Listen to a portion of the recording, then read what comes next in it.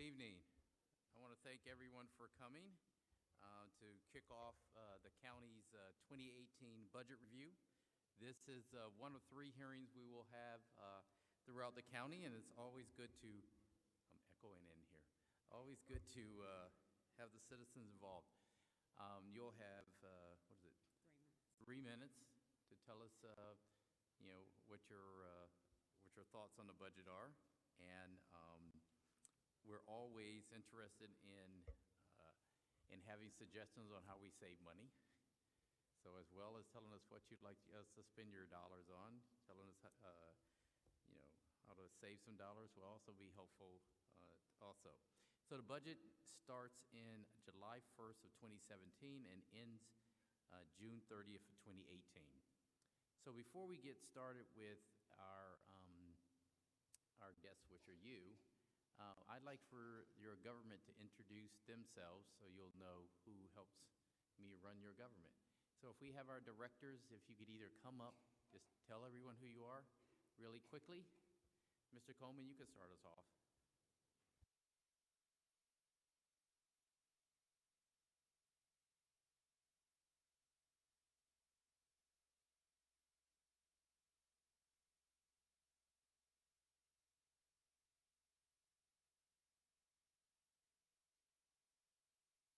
Don't be alarmed that your government doesn't know how to use a mic. Hi, I'm Gloria Brown, Director of the Department of Social Services. Hello, everybody. I'm Jim Coleman. I'm the President and CEO of the Prince George's County Economic Development Corporation. Good evening. I'm Mary Lou McDonough. I'm the Director of the Department of Corrections. Thomas Himmler, Deputy Chief Administrative Officer for Budget, Finance, Economic Development, and Administration. Good evening. My name is Eric Brown. I'm Director of Prince George's County Department of Housing and Community Development. Good evening. My name is Elena Balan Butler. I'm the Director for the Department of Family Services. Good evening. My name is Darrell Mobley. I'm the Director for the Department of Public Works and Transportation. Good evening. I'm Mark McGaugh. I'm the Deputy CAO for Public Safety. Good evening. I'm Colonel Darren Palmer with the Prince George's County Sheriff's Office on behalf of Sheriff Melvin High. Good evening. I'm Ben Barksdale, Chief Deputy for the Fire and EMS Department, filling in for Chief Ashore, and will be the interim chief upon his retirement next fall. Good evening, and last but not least, I'm Gary Cunningham, Deputy Director, Department of Permitting, Inspections, and Enforcement. Thank you. Good evening. I'm Nick Majette, Chief Administrative Officer for Prince George's County.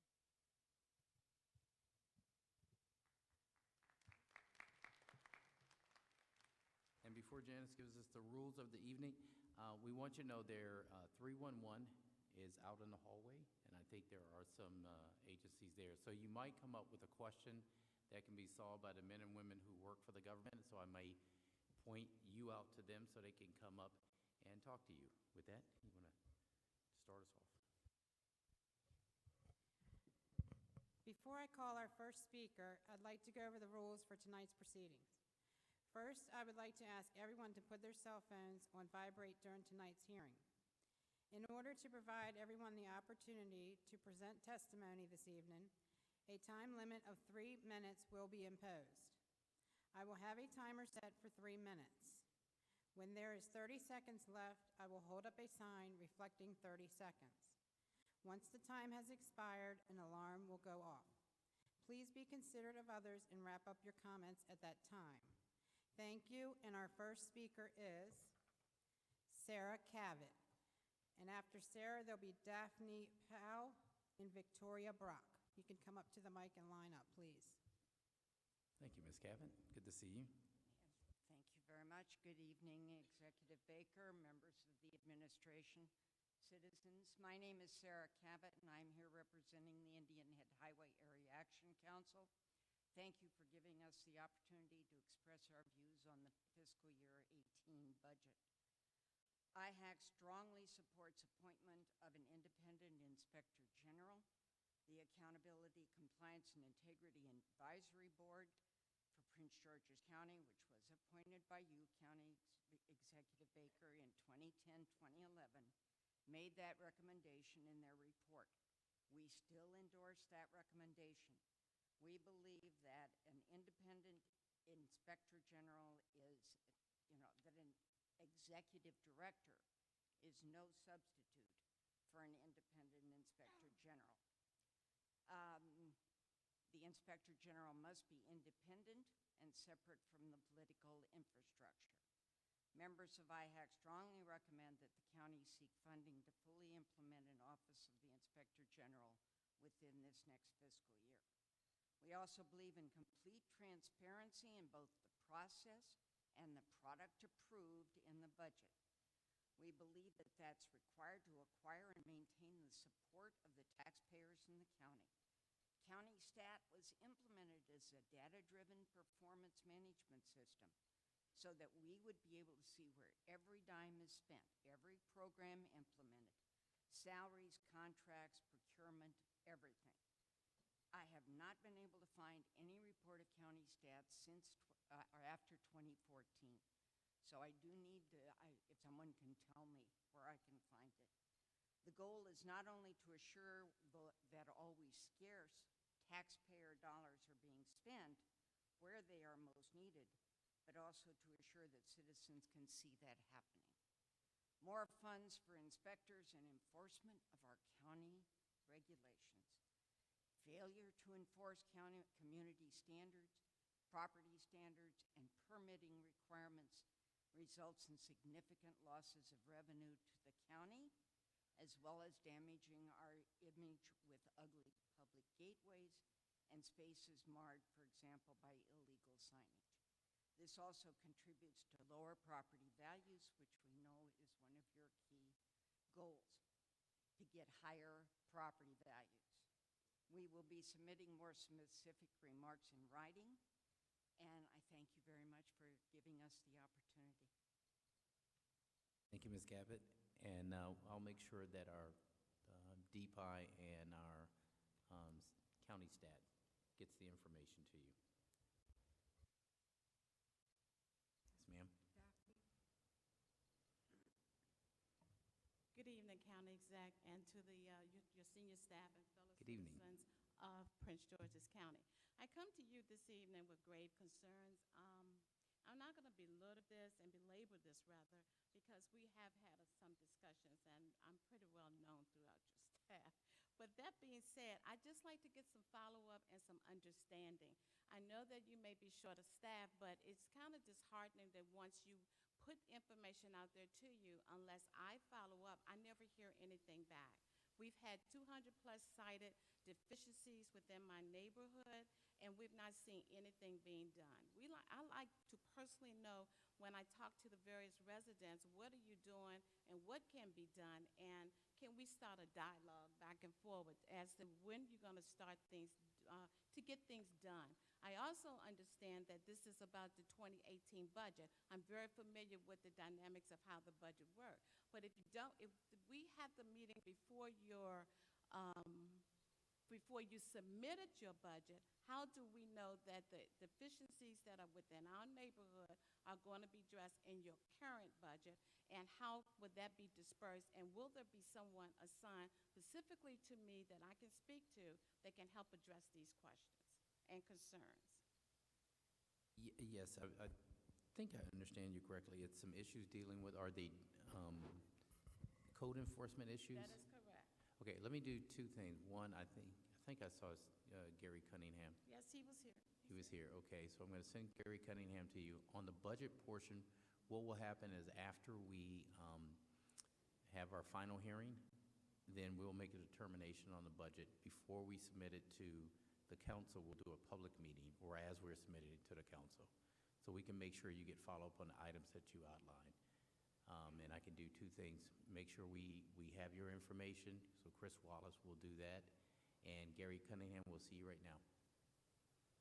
Okay, and finally, about our roads, will you address this as well? I understand Public Works is here. Yes, they are. But as you know, me personally, having a $2 billion company business in our area and our roads are not being addressed, that's an issue for me. And I also think we should address that and have that in your budget as well. If I could ask you on the roads on two things, we have our Department of Public Works here, but also that is part of our priority to Annapolis. So if you may just take a few seconds and describe to me what are the things in the roads that you want to see improved? Because that's something we're going to talk to Annapolis about, transportation. Okay, let me start with my street. We have oak trees, and the oak trees are on county property. Oak trees have deep roots. The roots have broken up the street. So that means that the road needs to be, either the trees need to be taken down, the county needs to address them, or else they need to send someone to repave the street. Neighboring streets within our area has the same issue. The roads, the roots are so strong that they're breaking up the road. Okay. All right, Daryl, you can, thank you. Thank you.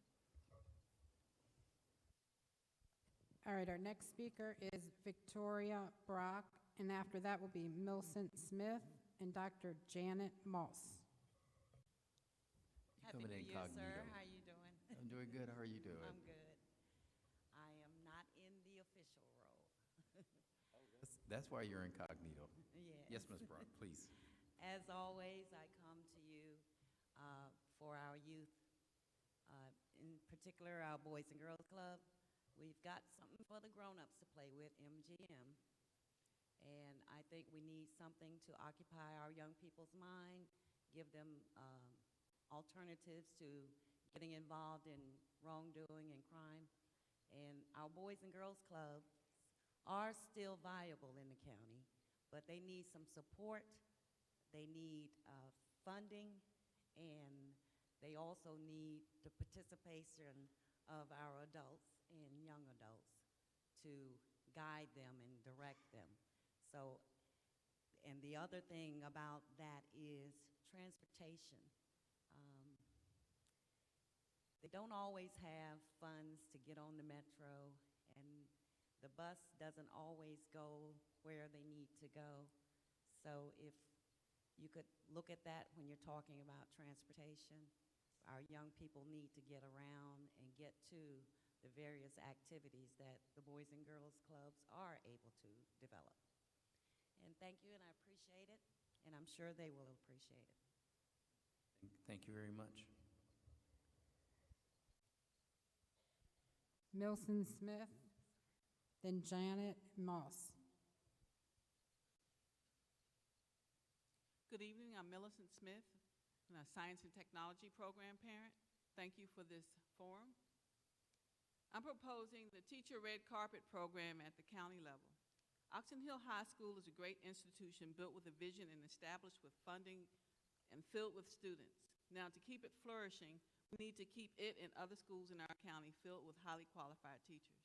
The proposed Red Carpet Program is a campaign to keep current teachers and attract new teachers to our county. As a county, let's roll out the red carpet for our teachers. In the D.C. metro area, there is a large pool of qualified professionals where we can attract highly qualified teachers.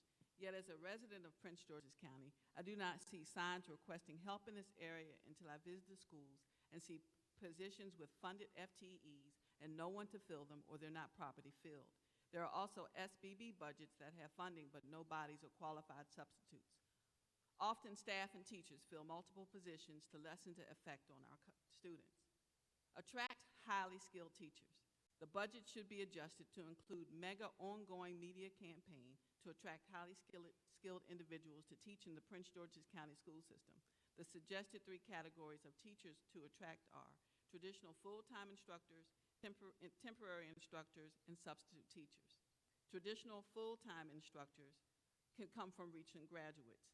Temporary instructors from IT professionals and CLSB licensed professionals.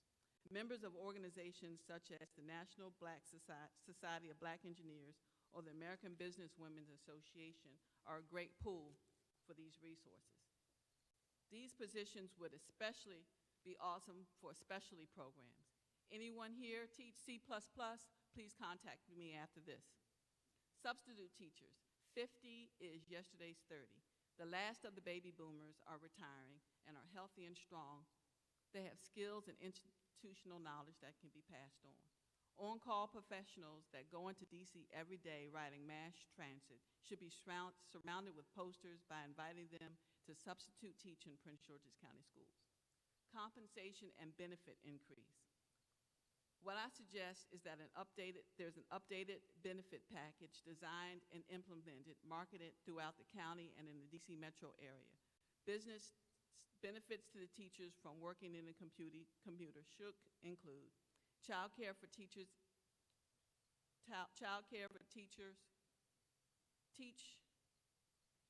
teachers appreciation, and discount packages.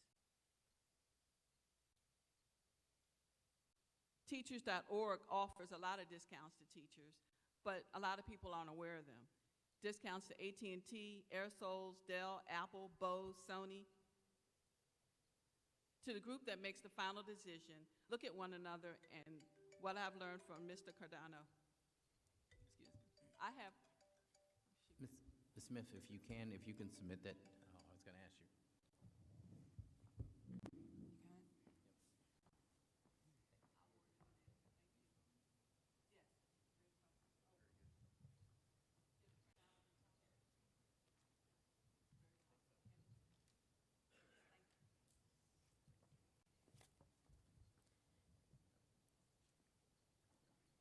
Dr. Janet Moss, and after that will be Beatrice Rogers and Kenneth Bryson.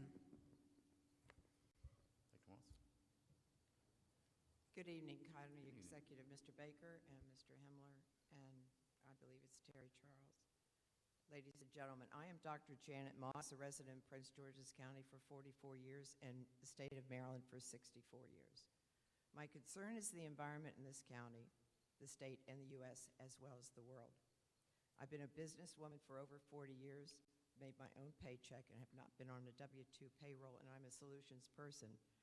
And what I have are two inventions from some geniuses in Vegas area that the first one is from Energy Dash Inc. It's a company that I represent, and it designs and creates and engineers and assemblies its own proprietary equipment. And what it is waste to energy. It's zero emissions. The technology is unique. It's in operation in Nevada. And there's no need for this county to have landfill anymore utilized for dumping. Brown Station Road can be turned into efficient energy generation center to return dollars to the county, to take care of its citizens, our schools, our safety, our parks, recreations, and roads. Also, it will clean up the coal ash dump in Brandywine. No longer will we have to breathe air with these particles and suffer increased allergies, asthma, and other unhealthy symptoms. I'm also a naturopathic doctor. These waste-to-energy plants will increase U.S. jobs as well as county jobs, and the equipment will be stamped made in the USA. There's four different things. First of all, you could have the gasification system can completely get rid of all tires on the East Coast and turn it into energy and turn it into jobs for hiring people to run this. And it's a contained unit. There's no emissions, so it's zero emissions. There's a municipal solid waste system. There is a coal clean gasification, which we could put pressure on the power companies to no longer have coal ash that they have to truck to Brandywine or truck around the world. There are 1,400 coal ash dumps in the United States, and they're mostly in poor counties or in areas where, they're really harming the people that, like in Brandywine, for instance. I mean, I'm breathing this stuff. I can tell when I'm on the coast that the air is clean, and I come inland, and it's, because there's more wind near water. The other is water purification. These inventions can actually get rid of blue plains. I won't take any more of your time, but what I do request that I meet with your principal people. I've already presented this to the Department of Environment. Adam Ortiz has all the information, and it's inexpensive, made in the United States, and where it's being done right now is in South Africa and China. Thank you. Thank you. We'll make sure we follow up. Mr. Ortiz is here, so we'll make sure we have a conversation. Beatrice Rogers, and then it's Kenneth Bryson and Angela Clark. Good evening, Mr. Baker. record, my name is Bea Rogers, and I'm here tonight representing 25 agencies that provide services and support to over 2,900 individuals with intellectual and developmental disabilities, and we employ over 1,500 direct support staff. We are back again. I shared with Mr. Himmler before this hearing started that if you just give me what we want, you would never have to see us again, but I guess that's not going to work. We don't mind seeing you. The issue of adequate wages for individuals that provide support is very important. It's our highest priority, and we're going to continue to work on this. This is our at least our third attempt to try to secure some additional support from the county. As you know, we were also in strong opposition to the solution that your office proposed on that legislation.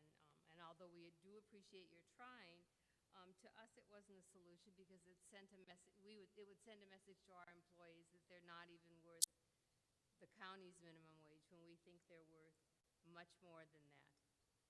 And they are the backbone of our agencies. Yet every day I hear of an agency that their turnover rate is increasing, and they're having more and more difficulty finding employees in this field.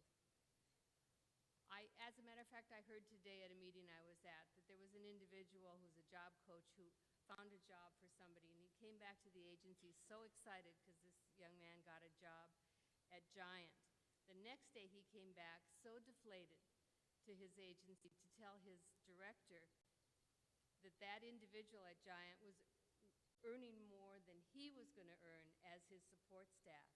And by the end of the week, he and another staff had resigned to go work at Giant. That's exactly what we don't want to happen. We don't want this to continue. We don't want our employees to be in a position that no matter how much they care for the individuals that they support, they have to make a decision between that and their own family and their family's needs. This year, I'm asking you for two things, and I guess each year I come back, we'll up it one more. The first relates to the governor's budget. You probably know, based on our meetings with your staff, that the governor did not include the full wage rate that was allowed or mandated by the state legislation, and we'd like to ask your help in encouraging our delegation to help us get that additional 1.5% back. And second, we are again pleading with you to put an additional amount in your budget to help us with this gap until the state wage rate study is not only completed but implemented. We're going to continue to work on this effort as a statewide effort, and we do believe that working together we can all come to a solution for this. Thank you. Thank you, and certainly on the governor's budget, we'll certainly do that. And as I said at the beginning, if you have suggestions on how we get money, since the county is very limited, so if you ask us for money, you can also tell me which programs you'd like me to cut and where would you like me to get the money. So, Kenneth Bryson, and the next will be Angela Clark, and then it will be Julie Levy. Good evening, County Executive Baker, county officials. My name is Kenneth Bryson. I'm the president of Friends of Prince George's County Libraries. I'd like to begin my testimony by thanking you for your continuing support of the Prince George's County Memorial Library System. The library system serves as an invaluable partner in county initiatives.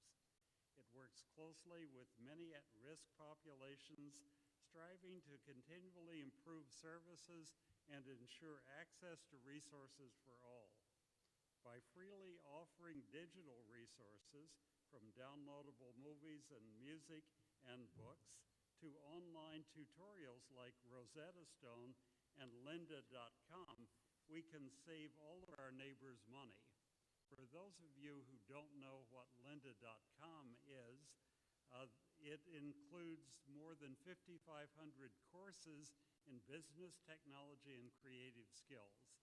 And this is one of the things that helps to save money for our neighbors in the community. The hope of the Friends of Prince George's County Libraries is that you will be able to offer strong funding to try and recoup some of the lost hours of service in the branch libraries and the library system's materials budget. The new Laurel branch library is a significant indicator of the county's commitment. The library system serves the branch libraries in supporting the job skills and lifelong educational goals of adults as well as early literacy efforts. My local branch library in Akakeek offers many examples of services to our community. On Saturday, February 4th, the Akakeek Library will celebrate Take Your Child to the Library Day with a special event for children ages 5 to 12 years. The Akakeek Library begins Black History Month on Monday, February 6th, with a children's event to create a unity banner to hang in the library. At the end of the month, Bright Star Theater will present a special program for all ages. Their production will portray Jackie Robinson as he learns valuable lessons from his mother, then cheer him on as he scores his first home run as a professional baseball player. The branch libraries throughout the county offer many examples of efforts to expand their services to better serve the needs of their communities.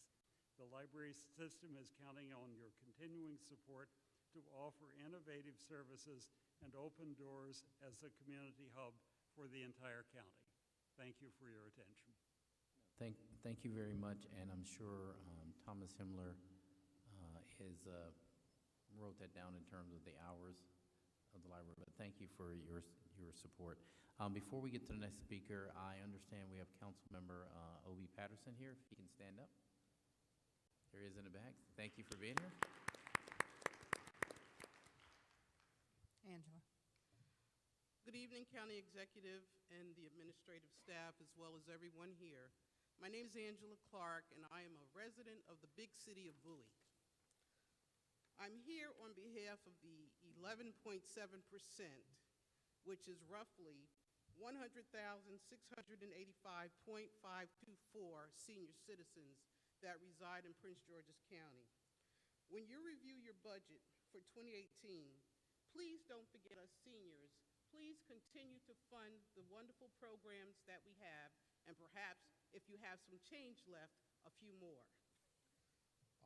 And as far as mentioning about, you said if you want more, you have to give a solution to create more funds.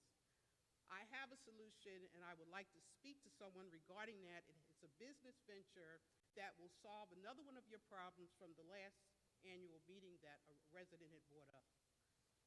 The second thing is that please put a police station in the New Carrollton waiting area for the Amtrak. That place is an eyesore. It's unsafe. The derelicts take turns and shifts in sleeping in the seats. Every time that I've been there for the past 2 years, it's been an ongoing thing, and it's an eyesore, and it's not safe. The third thing is, lastly, thank you for the numerous emails that I have received since my attendance of the last annual meeting. I've read them all, and I thank you for them. And I would also like to thank you because in between all those emails, I also read your bio and all these scheduled events and activities that you have had.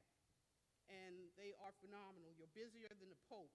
And I would also like to say thank you for all that you've done since 2008 up until now, because I read about all the things that have been done from 2008 until now. And that's all that I have to say. Thank you very much. And if you give Christopher Wallace your information, we're excited about the idea on how to make more money. And we certainly will take to our federal partners about the Amtrak, which is a federal facility. But one of the things we'll do with Congressman Anthony Brown and with Chris Van Hollen and with Steny Hoyer is let them know. Julie Levy, and then it's Gary Lee Thomas and Nick Lukey.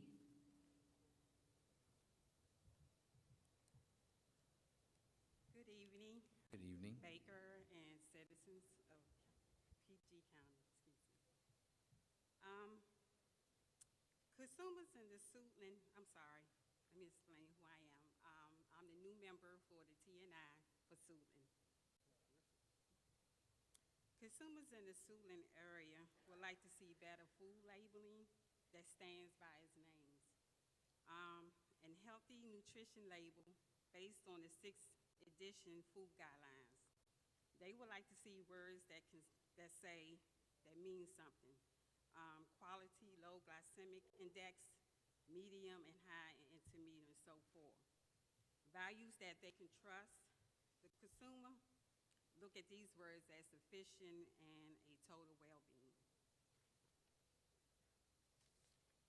Also, they are interested in a festival to come to Suitland. Also, I would like to open up a high-quality food restaurant. Instead of marketing calories, how about marketing carbohydrates? And also, for last but not least, Family Resource Center for Suitland, Maryland. They decided on a name called Milestones. And this is for to keep new families engaged in organizing and healthy living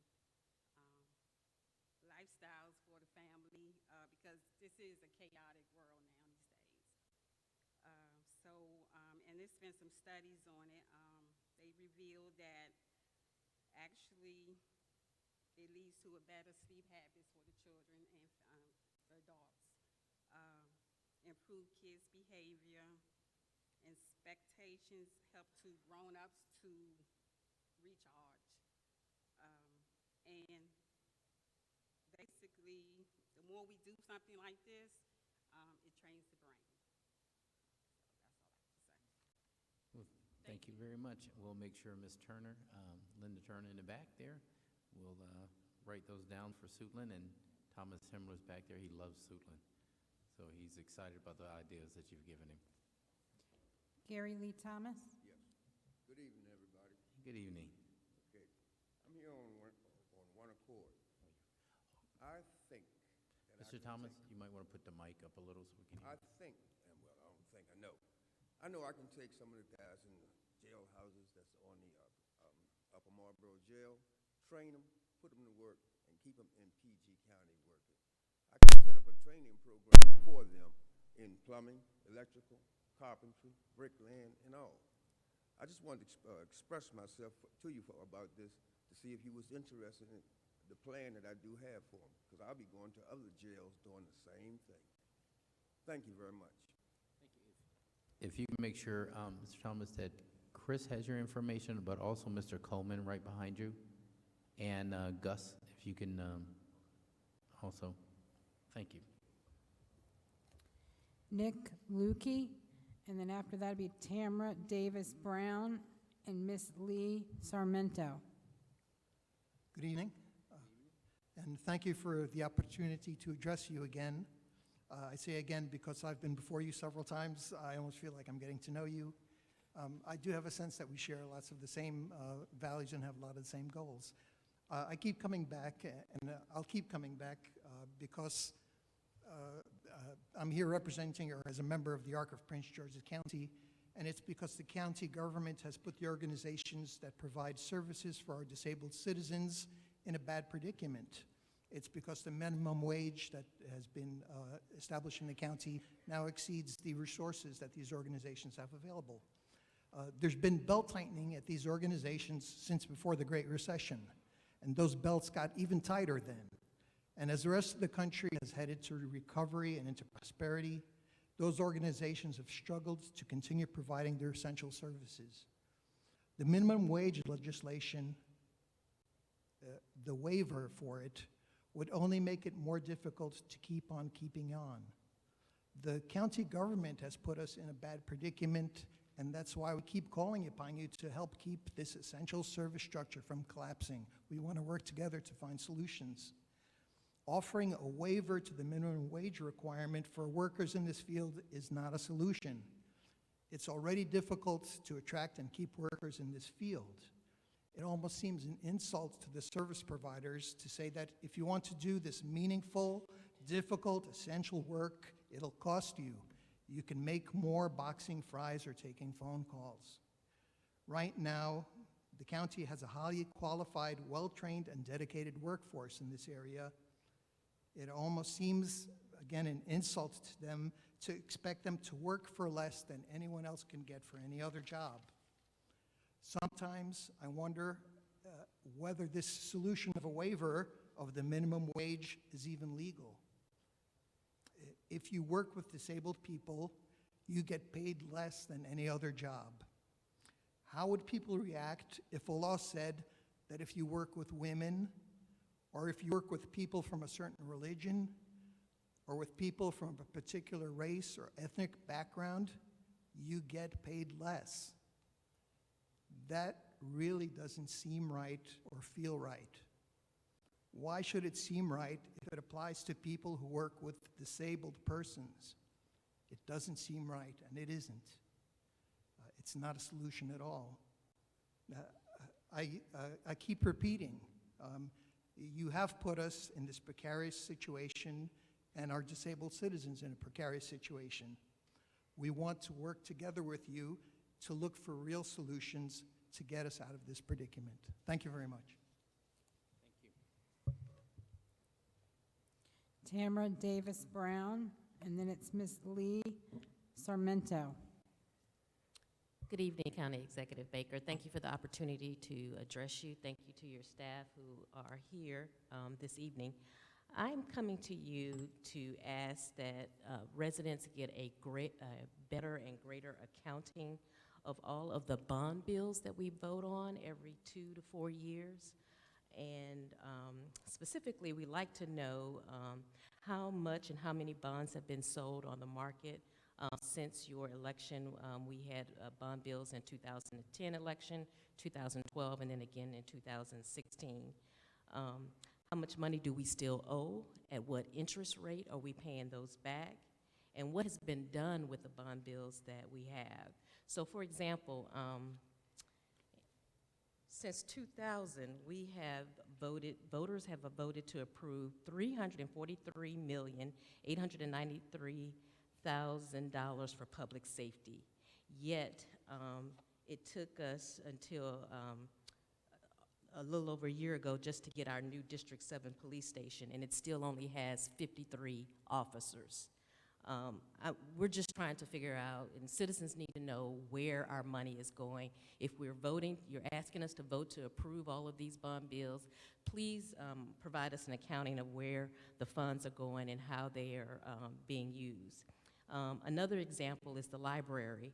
We voted since 2000 to have $146,471,000 for our library, and since your tenure in 2010, it's more than half. It's actually $123 million.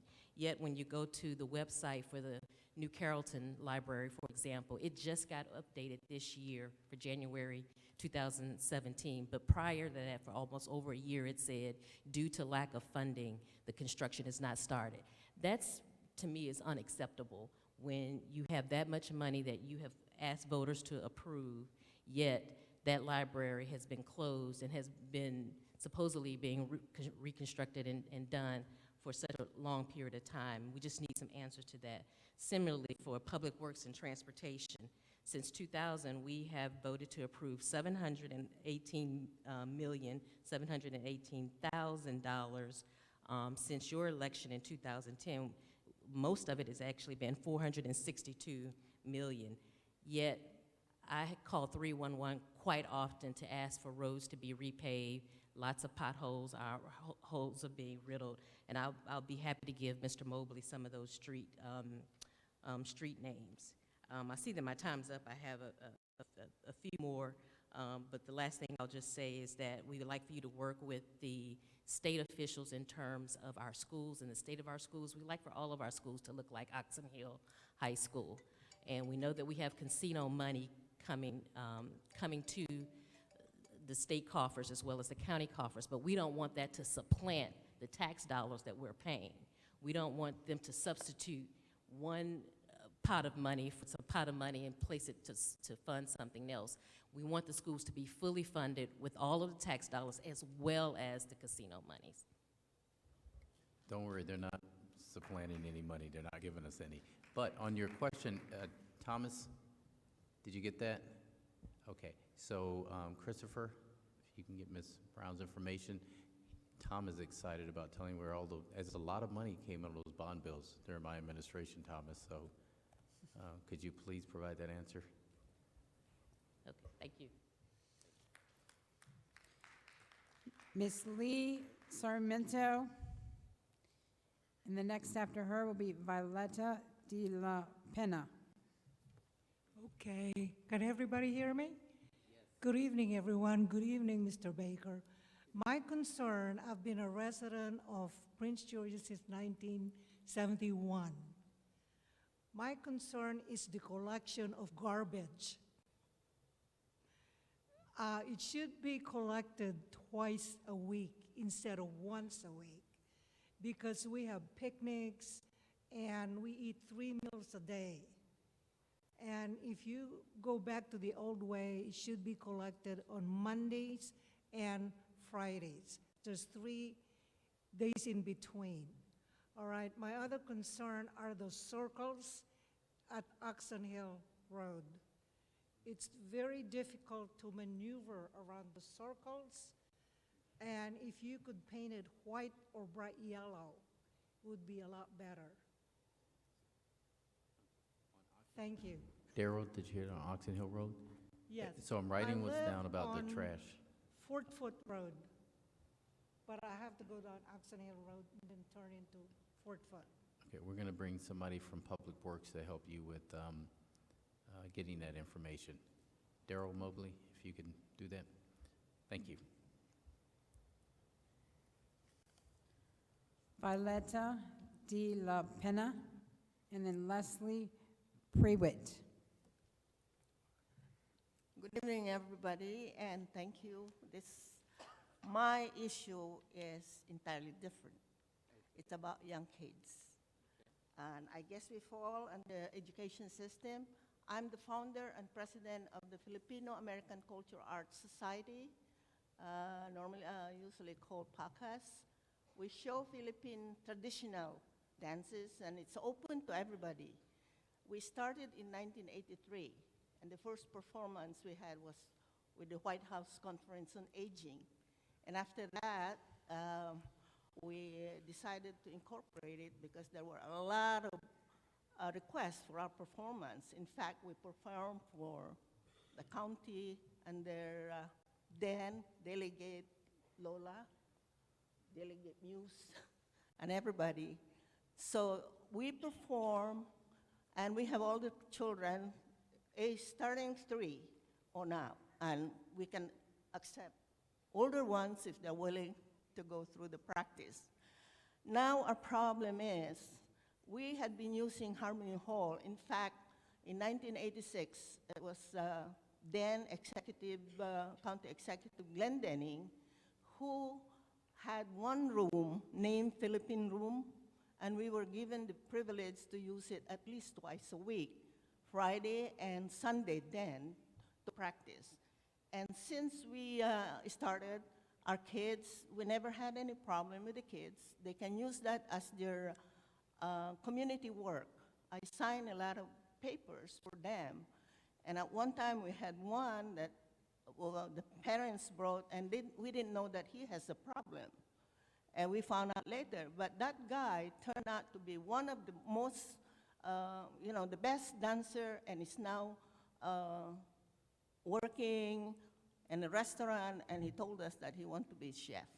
He was, from then on, when he was with us, we never had problem. We never have kids because we have them Friday nights and Sunday afternoon. So the only thing they have left is Saturday for their homework. And they can use this activity as a school, requirement for community service. And we would like to ask your help for us to return to Harmony Hall, because we took a break in about 2014. Now that early part of 2015, we want to go back, but they said it's only civic organization that are given the free privilege to use the facility. And I don't know what the difference. We are tax exempt. We are 5013. So I don't know what the difference between tax exempt and civic organization. Please, we need it for the kids. Thank you. Very much. Christopher is going to get your information. We're going to find out why that is the case. The next speaker after Leslie will be Laura Argos. Good evening, County Executive Baker. Good evening. Councilman, how are you? Councilman Patterson, members of the administration and residents. I'm Leslie Pruitt, Director of Development and Marketing for New Horizons Supported Services. And yes, we have talked many times. First, I want to thank you for having this budget hearing and being open to the, to the pressing concerns of the community. New Horizons is a 47-year-old nonprofit that supports and empowers over 200 individuals with intellectual and developmental disabilities to lead productive and meaningful lives at home, in their communities, and at work. We have a staff of 120 direct support professionals, DSPs. Each staff member must undergo extensive training and receive specific certifications to perform their job duties. What is so outstanding about our team is the care, compassion, patience, respect, and understanding each member has for those they serve. What is even more amazing is that with minimum wage increasing and agencies like ours not able to increase wages, our staff receives the same amount of pay as a worker in a fast food or retail environment that does not need the skill required of our employees. Last year, we introduced you to Kevin Lopez. When he entered New Horizons, he basically kept to himself with virtually no interaction with staff or his peers. Every morning, we have an hour-long training. The goal is for the individuals to learn important skills to be successful at work. The theme one day was current events, and the term war came up. Kevin immediately responded and started providing a historical overview of recent wars. What we learned was Kevin was a savant in American history. Our staff recognized his passion and immediately began working with Kevin to secure a volunteer position at the American History Museum. Fast forward to today, Kevin is a valued volunteer and member of the museum's team. Please do not forget the importance of this story. Our staff recognized Kevin's passion, and now Kevin is thriving. But even more importantly, our DSPs not only impact the individuals we serve, but the families in the community by recognizing and capitalizing on each individual's strengths and working through their weaknesses. And do remember the fact our talented DSPs are only paid a little more than the state's minimum wage. This past year, New Horizons lost $93,000 due to the minimum wage increase. So how do we survive this shortfall? We enforced a 3-month furlough for our management team, maintained a 3-month hiring freeze. For the past year, we have not given any merit increases, and we no longer offer our staff personal days as a benefit. We understand or are empathetic that you are managing a tight budget, but so are we. We implore you to really examine your priorities and find the necessary funds to help the 26 provider agencies of services to the disability community to help us survive. Thank you. And we won't come back if you help us. Thank you. Lori. And after Lori will be Ron Bearden. Good evening, Mr. County Executive and your leadership team. Thank you so much for the opportunity to hear from the public. We know you're not required to do this, and we appreciate that you take the effort and make the time for it. I'm really here to simply say thank you. Your leadership has meant so much to the county, particularly what you've done here in South County with our neighbors that light up the sky at night. We look forward to all reaping the rewards of that. But I particularly wanted to encourage, as you look at this budget and beyond, for you to continue to make the strong investments in both education and, not surprisingly, the environment. I have the privilege of running the Alice Ferguson Foundation for Environmental Education, so we clearly have a very strong interest in the types of things that you're doing with the T&I neighborhoods. And no disrespect to the former speaker, but I would like to thank you for going to once a week trash collection. Most people may not know that you actually can divert up to 70% of your waste stream simply by recycling or composting. And so I'd like to encourage you to continue with the investments in the county's composting program. To think that this is another way that you can be a regional leader is truly fantastic, and my hat's off to Adam Ortiz and his wonderful team as they look at ways to invest in a zero waste plan. Waste to energy is an interesting concept. It has to be very carefully looked at, but we encourage you to do all of those things and also encourage you to be thinking proactively. Our area is very vulnerable to climate change, particularly the communities that are along the Anacostia and Potomac rivers. And as we face what is a reality in at least most people's minds, I would really encourage you to be looking very carefully at adaptation and mitigation, and particularly to think about the county's land mass, its undeveloped land, as ways to, with healthy soil being encouraged, you can actually sequester carbon. And if we get to a place where we can sequester 5 1,000ths of carbon per unit, we're actually starting to draw down legacy carbon. So this is an important aspect of the county's future. And you know my mantra, green buildings, green business, and green future. So thank you so much. Thank you. Ron Bearden, Latricia Chapin, and Charles Thomas.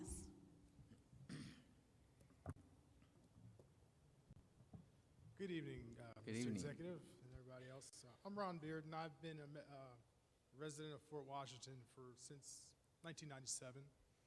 And I have a question on, there's an area on Branch Avenue between Naylor Road Metro and Branch Avenue Metro, Capitol Beltway, and Suitland Parkway. I believe it's commonly referred to maybe as the Branch Avenue Corridor. I'm not sure. But could you share with us the county's long-range plans, maybe 5 to 10 years down the road for commercial development in that area, because of its close proximity to those to metro stations and the Beltway and the Suitland Parkway, it could be prime real estate just because of that. Also, too, the project on Route 210, is there a website or someplace we can go to kind of like just get updates and maybe pictures on the completed project? And also, if you can share with us how that affects the county budget. And when will we know if we got awarded the FBI headquarters construction? And lastly, I just want to applaud you for your support of the community college. Since you've been in office, I've seen a difference there as far as the construction of the buildings and the programs that you, I think there's a youth program for like the summer jobs program that you tied in through the college, so I applaud you for that. And that's all I have. Thank you very much. We can make sure if we get your information on the branch, there is Daryl Mobley.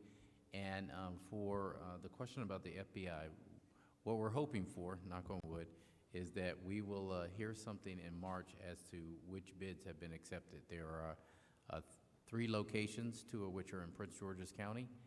There are 3 bids for, I think I have this right, Thomas, 3 bids for our Landover site and 3 bids for our Greenbelt site, and our competition in Virginia has 1 bid for their 1 site. So odds are in our favor. So we're hoping that nothing changes with the new administration and we move forward on that. Latricia Chapin. Okay. Charles Thomas. Charles Thomas. Marquita Walker. And after Marquita, Rajan Ward. And Estella Valator.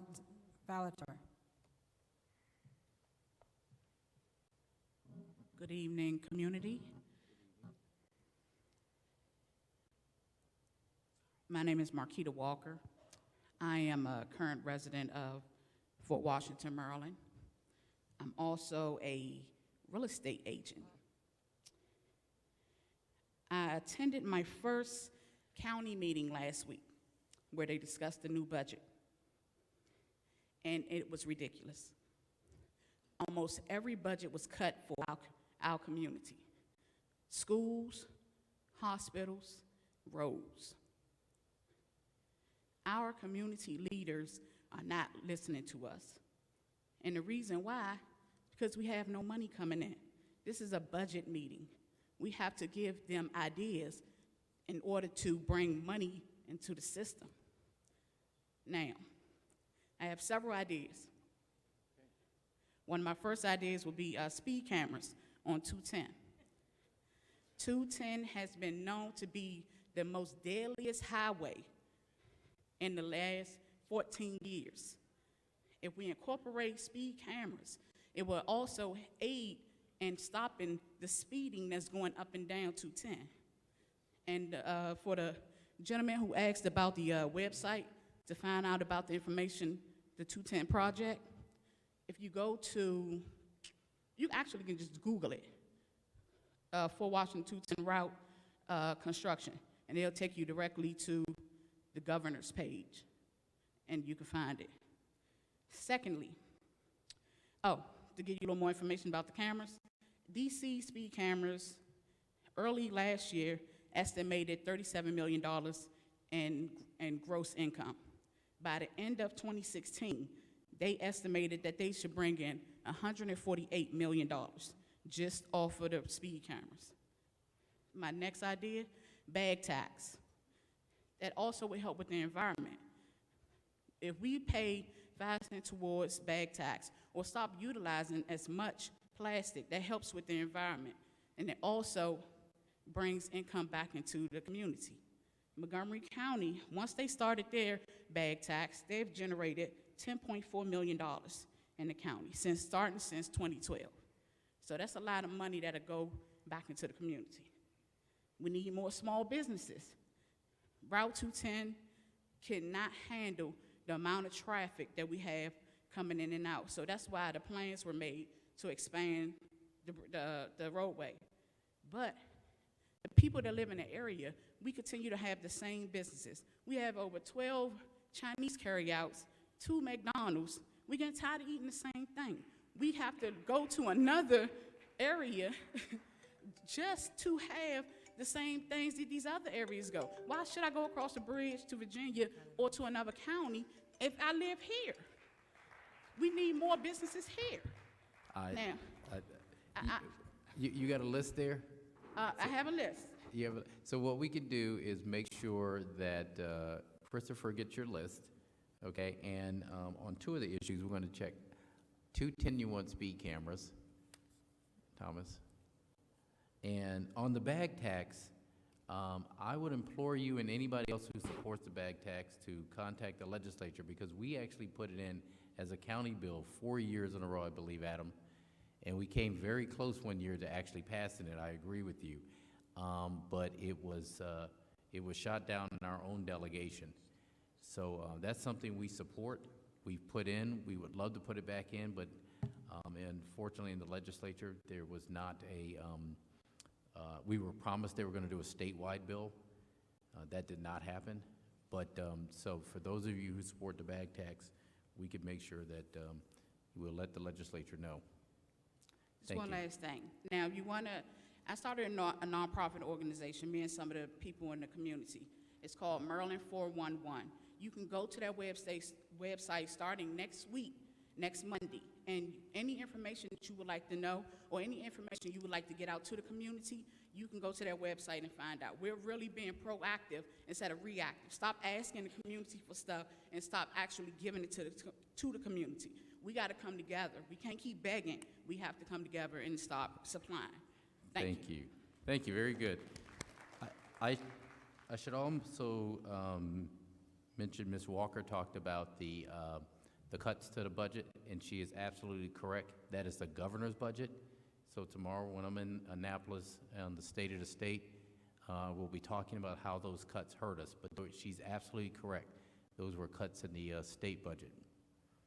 Rajan Ward, and after Rajan will be Estella Valatar. Good evening.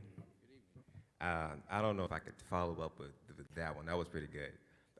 But I come to you tonight before you as first of all, I'm a resident of Bowie, Maryland, and I am the Bowie High School step coach and also a substitute teacher in Prince George's County. I guess my request this evening is increase in funds towards our after-school programs. And the purpose of this would be to give students an incentive to actually stay in school. Just to give you like a little personal testimony about mine. I actually graduated from a school, Bowie High School, in 2011, and I was a member of an after-school program, and I was actually struggling in school. You know, I wasn't getting the best grades, but I was just getting by. So when I joined an after-school program, that helped me get my grades up, and that opened up more opportunities for me to go to college.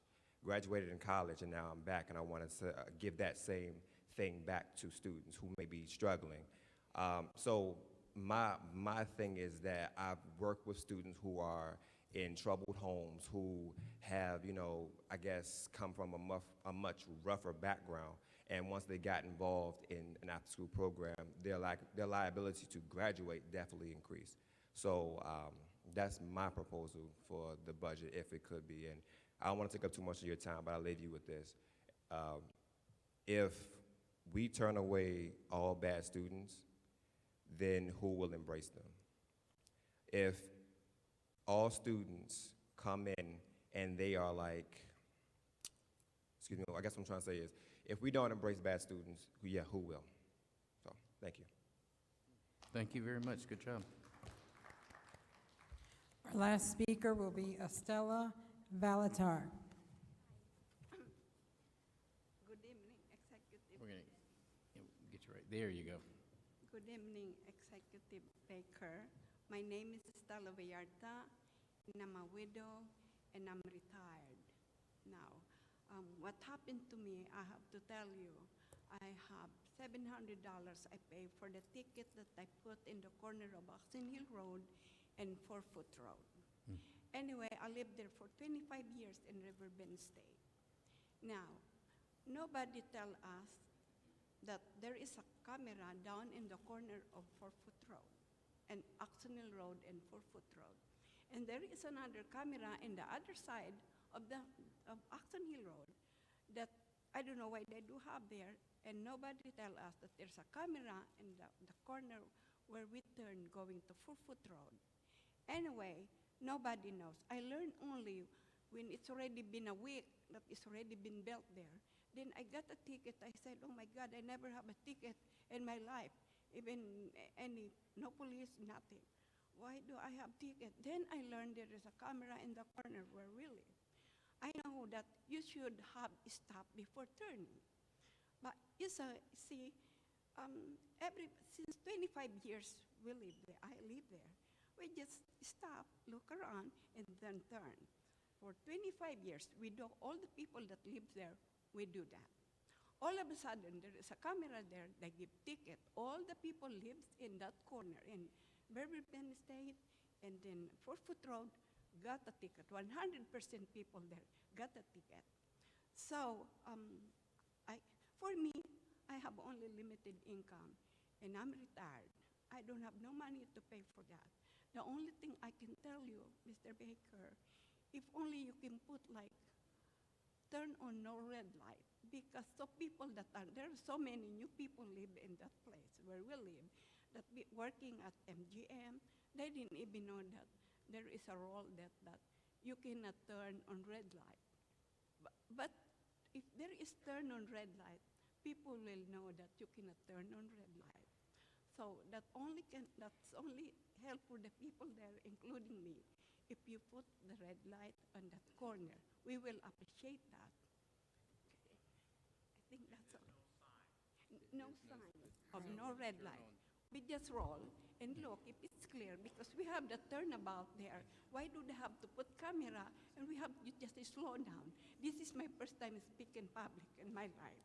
So excuse me, pardon me if I feel nervous, but I have to tell you, maybe you can get a help for that, because I'm not the only one. I don't complain, but those people that having a ticket, I have a friend, the daughter is working, she got 10 tickets for that, never known that there's a camera down there. So Okay. if only you can pay attention with that, and please have a light, no turning right. I think Thank you I very understand. much, sir.